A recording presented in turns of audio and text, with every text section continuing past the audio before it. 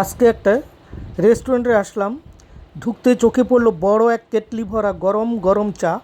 কেটলিটা চুলার উপর রাখা, আর চারপাশে সাজানো রয়েছে অনেকগুলো মাটির কাপ। এই মাটির কাপে একে একে ঢেলে দেওয়া হচ্ছে ধোঁয়া ওঠা চা। চায়ের গন্ধে যেন পুরো পরিবেশটা আরও বেশি জমে উঠেছে। একটা মাটির কাপ হাতে নিলাম, তারপর তাতে একটু অতিরিক্ত দুধ মিক্সড করে নিলাম।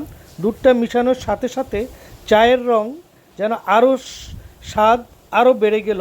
এক চুমুক খেলাম, দারুণ লাগলো মাটির কাপে গ্রান। সব মিলিয়ে পারফেক্ট একটা মুহূর্ত।